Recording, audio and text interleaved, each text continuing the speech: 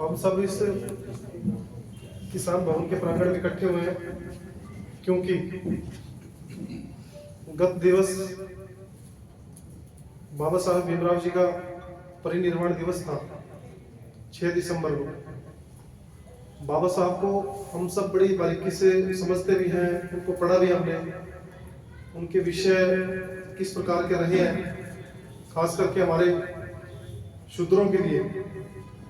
क्योंकि बाबा साहब की अगर हम बात करें तो 6 दिसंबर 1956 को ये हमारे समाज के लिए बड़ा मार्मिक दिन था कि हम सबके आवाज उठाने वाले एकमात्र उस समय के नेता बाबा साहब भीमराव जी रहे, जिन्होंने आरक्षण की व्यवस्था भी करी और शूद्रों को सही मायने में सम्मान दिलवाने की बात करी। बाबा साहब ही एकमात्र ऐसे थे जिन्होंने सामाजिक न्याय, शिक्षा और सामाजिक समरसता के ऊपर जोर दिया, जिसके फलस्वरूप आज हम समाज के अंदर अनेकों हमारे समाज के लोग इंजीनियरिंग की बात कर रहे हैं, एडवोकेट्स की बात कर रहे हैं, डॉक्टर्स की बात कर रहे हैं, साइंटिस्ट की बात कर रहे हैं। समाज की जितनी भी श्रेणियां हैं, सब जगह हमारे लोग बैठे हैं, वो बाबा साहब की देन है। साथियों, बाबा साहब कोई व्यक्ति विशेष नहीं है, बाबा साहब एक विजन है, बाबा साहब एक विचार है। जिस विचार को जिंदा रखना, आने वाली पीढ़ियों में उस संस्कार को डालना, ये हमारा परम कर्तव्य है। इस कर्तव्य को निभाने के लिए हम सबको जी जान लगा देनी चाहिए।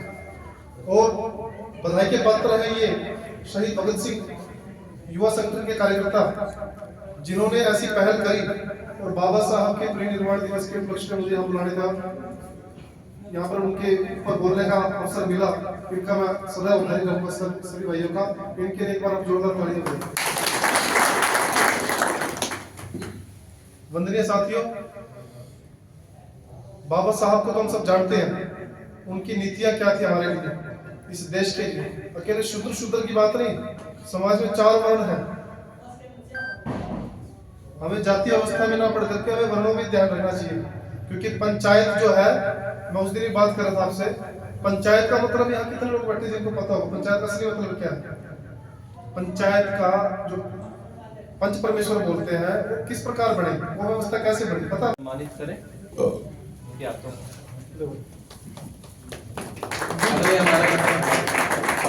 मोहित शर्मा, प्रदेश महामंत्री हरियाणा स्टेट नरेंद्र मोदी संघ। उससे आगे है गोल्डी एरिया प्रमुख समाज सेवी कुंडरी से। आपके समिति करोड़ का स्वागत। बिल्कुल सुखदेव डांड, आज अमित जिडोड़ा, महावीर, जतिन ढीग, आगे आए।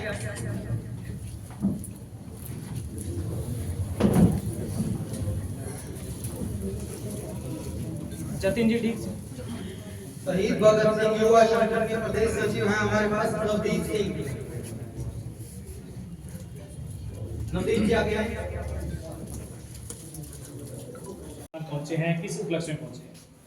देखिए, शहीद भगत सिंह युवा ट्रस्ट की तरफ से आज बाबा साहब का जो गत दिवस 6 दिसंबर को परिनिर्वाण दिवस मनाया जाता है, उसके उपलक्ष्य में आज एक दिन बाद समय निर्धारित हो पाया किन्हीं कारणों से। उस कार्यक्रम में मैं मुख्य वक्ता के तौर पे, मुख्य अतिथि के तौर पे मुझे आने का अवसर मिला। और शहीद भगत सिंह युवा ट्रस्ट के सभी साथियों का मैं दिल की गहराई से अभिनंदन करता हूँ कि इन सभी साथियों ने इतना अच्छा भव्य कार्यक्रम बाबा साहब को श्रद्धांजलि सभा के रूप में उन्होंने आयोजित करने का काम किया। ये बधाई के पात्र है। सर, भाजपा के नेता हमारे अजीज कैबिनेट मंत्री बेदी जी, उन्होंने डीएससी समाज के लिए बहुत से पहले वो आवाज़ उठाई थी और कैबिनेट में आज डीएससी समाज के लिए बहुत कुछ कर भी रहे हैं। तो हमारे नेता के बारे में क्या कहना है? देखिए, बेदी जी ने हमेशा से समाज के हित में कार्य किए हैं। मैं छोटा सा 2014 से 19 के कार्यकाल के मैं थोड़ा सा मामला संज्ञान में लेके आता हूँ। देखिए, कांग्रेस के 18 सालों से दलित समाज से नेता निरंतर 18 सालों से प्रदेश के अध्यक्ष हैं। उसमें फूलचंद मुलाना, कुमारी शैलजा, गीता भुक्कड़ शिक्षा मंत्री रही, अशोक तंवर लंबे समय तक प्रदेश का अध्यक्ष रहा। उसके बाद कुमारी शैलजा जी रही हैं, उदय भान जी इस टाइम वर्तमान में प्रदेश के अध्यक्ष हैं। पिछले 18 सालों से लगातार फूलचंद मुलाना जी भी उसमें हैं, उनका बेटा भी अम्बाड़ा लोकसभा से सांसद है, उनकी पुत्रवधू बराड़ा से विधायक है। इतने बड़े राजनीतिक परिवार हो के, इतने बड़े राजनीतिक नाम होने के बावजूद इन लोगों के दिल में कभी भी वाल्मीकि जयंती की बात करो, संत रविदास जयंती की बात करो, बाबा साहब अम्बेडकर जी की जयंती की बात करो, चाहे कबीरदास जयंती की बात करो, कभी इनके प्रति दलितों के इन महापुरुषों की जयंतियों को सरकारी खर्चे पे भी मनाया जा सकता है, ऐसा क्या विचार कभी आया नहीं? आना चाहिए था ना। लेकिन इन लोगों ने कभी इस प्रकार की राजनीति नहीं करी। उन्होंने बाबा साहब का केवल और केवल नाम इस्तेमाल किया, उनके नाम पे वोट बटोरने का काम किया, अपने आप को दलित नेता के तौर पे प्रस्तुत करने का काम किया। लेकिन दलितों के हक की जब जहाँ तक बात आई, वहाँ पे बेदी जी हमेशा मनोहर लाल जी के साथ और आज की डेट में नायब सैनी जी के साथ कदम से कदम मिला के दलितों की बात हम करें, शूद्रों की बात हम करें, तो उसके लिए तत्पर हमेशा तैयार रहते हैं। और जहाँ तक आपकी DSC के मुद्दे के ऊपर मैं बात दुरुस्त कर देता हूँ कि DSC का जो मुद्दा है, DSC का अर्थ है डिप्राइव्ड शेड्यूल कास्ट, अति पिछड़ा वर्ग। अनुसूचित जाति वर्ग के अंदर एक वर्ग बहुत बड़ी संख्या में ऐसा वर्ग है जो वर्षों वर्षों से आरक्षण में वर्गीकरण की प्रावधान था। सुप्रीम कोर्ट को अभी ऑर्डर पारित करना पड़ा स्पेशल कि वर्गीकरण हो सकता है आरक्षण में, उसका हमें लाभ मिला।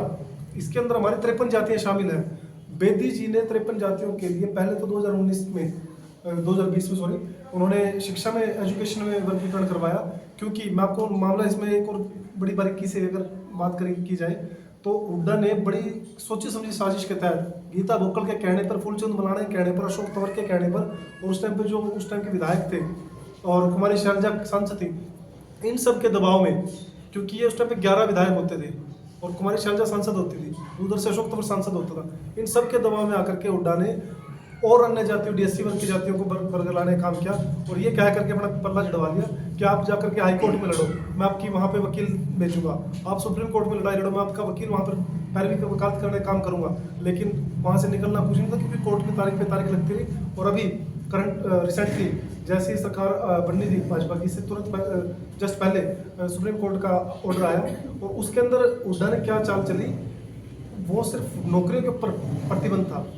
हाई कोर्ट ने जो प्रतिबंध लगाया था नौकरी के ऊपर लगाया था, एजुकेशन में नहीं था। हुड्डा से कहलवा करके इन नेताओं ने, दलित नेता अपने आपको जो मानते हैं, इन्होंने कहलवा करके एजुकेशन के अंदर भी प्रतिबंध करवा दिया।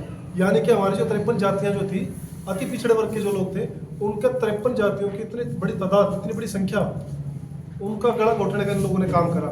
उसके ऊपर भारतीय जनता पार्टी ने मरहम पट्टी करके सुप्रीम कोर्ट का आदेश जैसे ही हुआ, तुरंत नायब सैनी जी की मैं तो बड़ा अभिवादन व्यक्त करता हूँ अपने शब्दों में हमेशा कि नायब सिंह सैनी ऐसे मुख्यमंत्री एकमात्र, पहले के लोग तो बंद कमरे में भी इस मुद्दे पे हाथ लगाते हुए डरते थे, बात करना पसंद नहीं करते थे। लेकिन नायब सिंह सैनी ने खुले मंच पे चलते चुनाव के बीच में कहा कि DSC का वर्गीकरण हम करने का काम करेंगे। और उसी डंके की चोट में DSC समाज के नेताओं ने 22 सितंबर को जींद के मंडी ग्राउंड में इतना बड़ा अधिवेशन किया, इतना बड़ा सम्मेलन किया और अपनी ताकत दिखाने का काम किया। और सिर्फ इकट्ठे होकर के नहीं दिखाया, एकजुट होकर के वोट मांगी भी DSC समाज के लोगों ने, जिसका आप परिणाम देख रहे हैं कि 48 सीटों पे, लगभग 40 से ज्यादा सीटों पे DSC समाज के लोगों ने एक नाके में से वोट डालने का काम किया है। और दूसरी बात, बेदी जी ने, नायब सिंह सैनी जी और बेदी जी का हम आभार व्यक्त करते हैं कि पहली कैबिनेट मीटिंग के अंदर इस मुद्दे को उन्होंने बिल्कुल ऐसे जैसे मक्खन में से चक्कू निकलता है, इस प्रकार से उन्होंने इस मुद्दे को सुलटने का काम किया और उसको सोल्व किया। और आज DSC वर्ग को निश्चित तौर पर, जैसे पहले एजुकेशन में बेदी जी ने लाभ दिलवाया, आज DSC वर्ग को नौकरी में भी निश्चित तौर पर लाभ मिलने वाला है। क्योंकि नायब सिंह सैनी जी ने विधानसभा में कहा था कि मेरे, जिस दिन उन्होंने घोषणा की थी कि आज शाम 5 बजे से मेरे चीफ सेक्रेटरी के पोर्टल से ये लागू हो जाएगा, तो वो उस दिन से नौकरी में भी लागू हो गया। तो हम आभार व्यक्त करते हैं भारतीय जनता पार्टी की ऐसी सोच का, जिन्होंने अति पिछड़ों को, क्योंकि पंडित दीनदयाल उपाध्याय जी हमारे दूसरे राष्ट्रीय अध्यक्ष रहे जनसंघ के, उन्होंने, उनका नारा था कि अंतिम पायदान पे खड़े व्यक्ति का भला किस प्रकार हो। तो उसी सोच को संजो करके बेदी जी चल रहे थे और इसी आंदोलन से निकल करके बेदी जी बड़े नेता बने हैं। और ये डिमांड जो थी, आज कोई एक रात 2 रात पहले की डिमांड नहीं थी, ये 42 सालों से DSC समाज इस लड़ाई को लड़ा था। और बेदी जी ने हर कदम पे समाज का नेतृत्व करते हुए, आज जब उनको मौका मिला कैबिनेट मंत्री के रूप में, कैबिनेट के अंदर इसको पारित करवाने का बेदी जी ने काम किया।